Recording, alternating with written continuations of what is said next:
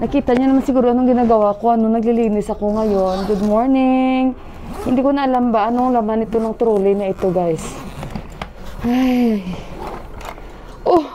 Mga laruan pa to ni Yuhan. Tingnan niyo mga laruan ni Yuhan. Maliit pa yan siya. Baby pa yan siya. Ito yung lagi pag nalabas kami nung nasa UAE kami, pagbalik ng bata, may bit-bit na. Kada pa picture namin, may laruan talaga sa kamay niya yan. Dito lahat ang mga laruan ni Yuhan. Yan, meron pa siya isang box. Sobrang dami, mga Hot Wheels, mga collections niya sa Lightning McQueen. Ayan. Yung mga Lightning McQueen. Ay, bigla mo Lightning McQueen. Basta, ayan. Ayan, kakatapos ko lang sa lahat-lahat ng ginawa ko. General cleaning. And at the same time, guys, naglinis ulit ako dito. Kiss-kiss. Inalis ko lahat, mga bedsheets. Gilida ng mga kama namin. Basta general cleaning. And at the same time, naglalaba. Pinagtatanggal ko. Lahat-lahat. At nakikinig ako ng worship song. Ganyan. Malakas na worship song. So, guys, alam nyo ba sa akyat baba ko pagsampay? Na-aksidente pa yung paa ko, guys. Ang sakit. Talagang nag-swell talaga siya ba? Sandali muna, guys. Sarado ko lang ito kasi this time. Grabe yung hangin, guys. And lahat ng alikabok papasok sa loob. Sandali muna. So, nakita nyo yung sa upuan na blue? Pending ko pa yan. Bukas na naman yan. Kasi, yung septic tank namin, guys, napuno na siya, guys. Pang magagalit sa akin si Deepak. Hayaan ko muna ulit na mag-dry yan. Pero tingnan nyo, ito na mga nilabahan ko. Puno talaga yung rooftop namin. Lahat ng mga bedsheets. Nagdala na naman ako papaya kasi kain ako. So ngayon, guys, dito ako na-aksidente, guys. Oh, Diyos ko, ang sakit-sakit talaga ng aking paa. Tapos naligo ako. Ako bala sa inyo. Makita ko sa inyong magandang paa ni Inday Mila. Saan ko kayo ipatong? Sandali muna, guys, ha. Diyan. Pasensya na kayo.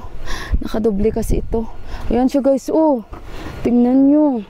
Nag-swell talaga yung paa ko, guys. Nakita nyo ba? Ito siya, oh. Kaya anuhin ko ito ng ice pack ko. Sandali. Anuhin ko ito ng ice pack ko, guys. Meron ako dito. Sa kayuhan to, baby pa si Yuhan, guys. Siguro mga 6 months pa lang nun si Yuhan. Hindi ko natanda sa UE. Basta wala pa siyang 1 taon nun. Wala pa siyang 1 year. So, nahulog kasi siya sa kama. No, yung kama namin kasi, although nakadikit siya sa wall, pero kasi, nakatulog din ako. Nalaglag siya, guys. Nalaglag si Yuhan. At, bumili ako ng papaya. Lumabas pala ako. Tatawa pa ako kasi kukuha ako ng pera. Yung Didi, baka hindi niya ba alam paano siya kumuha sa ATM kasi, minsan ba, matatawa ka na maawa kasi, ang tagal talaga nila sa loob ng ATM ba, kung saan tayo kumukuha ng pera. Matagal talaga sila, kaya minsan niluloko ko si Deepak. Ano bang ginagawa ng kalahi mo dyan sa loob? Kanina pa yan, nagpupudya ba dyan sa loob? Kahit na minsan makikita mo na sa screen, unable to print the receipt, yung ganun ba? Kasi syempre, siguro inaano talaga nila ba, dahil nga may charge, gawa nga nung sa receipt at saka sa bangko iba. So, talagang minsan nagtataka lang din naman ako na bakit katagal na lumabas ba, nakuha ng pera. Katulad kanina, guys, may 2 lalaki na tapos nakasunod ako. Siguro matagal na rin sila nag-antay na 2. Kinakatok mo talaga nila si Didi. Sabi nila, Didi, ano na ang ginagawa mo dyan? Kanina ka pa dyan. Natatawa talaga ako. Tapos nagtawanan na sila kasi may dumating na couple. Sila lang nagkakaintindihan. Tapos tingin din sila sa akin. Wala lang. Parang na-gets ko rin sila ba? Kasi parang hindi na yan bago. Ang tagal-tagal talaga ba? Tapos paglabas si Didi, yun, may video call siya. Naisip ko baka hindi niya alam paano kumuha ng pera or something. Meron din, guys, ang haba na, guys, ng pila. Nakapila din naman kami, guys. Tapos alam mo ba, sa tagal-tagal niya sa loob, nainis na talaga yung mga nakapila, guys. Paglabas niya talaga, alam niyo ba anong sabi niya? Nag-ano siya, may kinakausap siya sa mobile. Sabi niyo, ay, nakuha ko na yung 1 lakh. 1 lakh means 100K. Siguro hindi din napigilan yung 2 lalaki at 1 babae. Talagang natawa sila kasi siguro alam naman nila na hindi ka naman makakapag-withdraw ng 100K dyan, guys. Diba? May limit naman yan na mag-withdraw tayo. So kaya, ayun, At least 22,000, mga 25K, pwede tayong maka-withdraw. Pero yung sabihin, 1 lakh in one time, Diyos ko, kaya natawa na lang talaga sila. Pati ako natawa din ako. Minsan talaga guys ba, as in, mainis ka talaga. Kasi di pa, minsan natatawa na lang siya kasi hindi talaga ma-avoid. Wala, nag-ano talaga ba guys siya, nag-swell.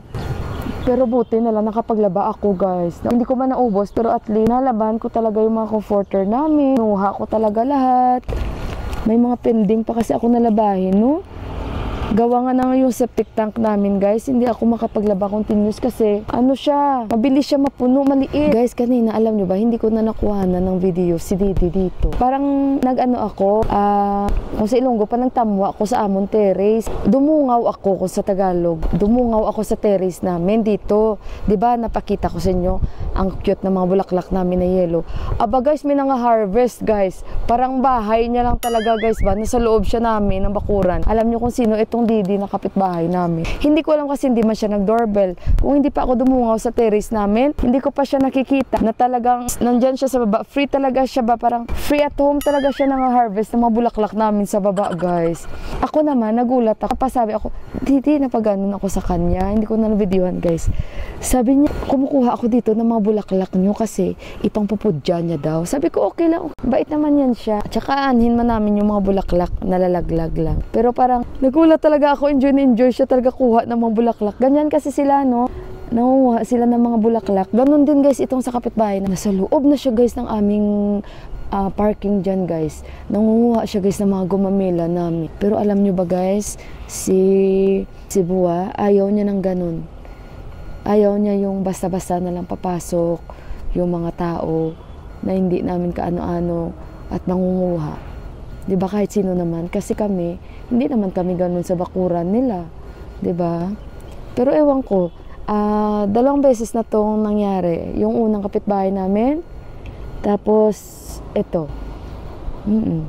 Kahit sarado yung gate namin, basta lang sila papasok dito at nangunguha sila. Alam nila wala dito si Ama, alam nila wala dito si Buwa. Pero pag alam nila nandito yung mga matatanda, hindi yan sila guys papasok ng ganyan guys. At speaking of Ama, kagabi pala nag-usap kami ni Ama. Ayun, kasi lagi ako niyan kakausapin ni Ama eh. Sabi niya sa akin, may pinapapili siya kasi may kaibigan yung yung kuya na uwi. Shh! May kalapati.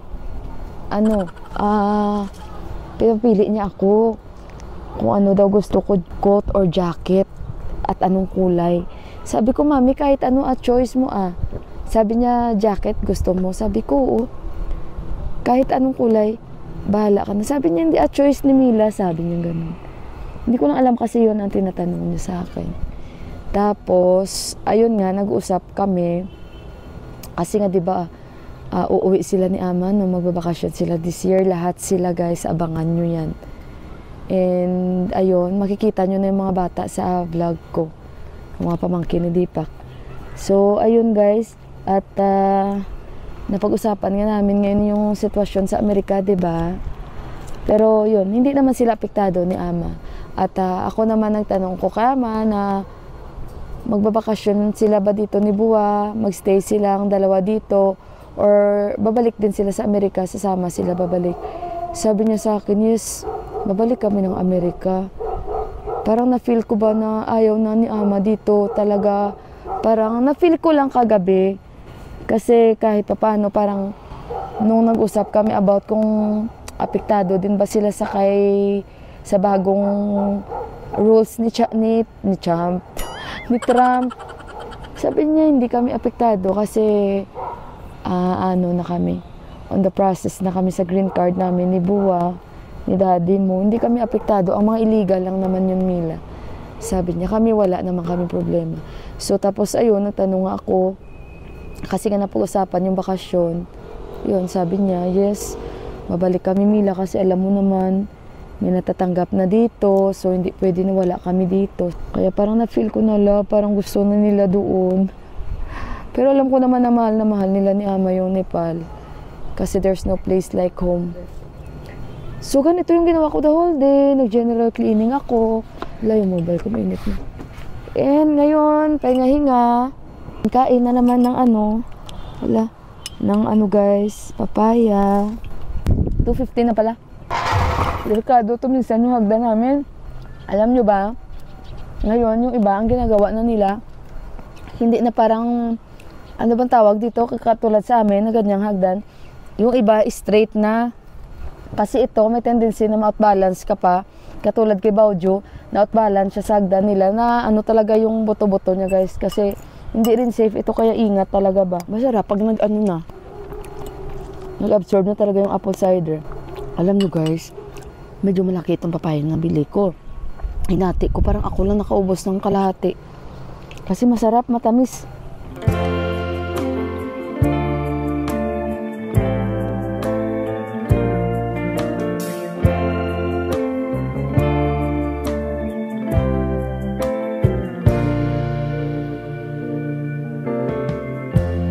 Lighten up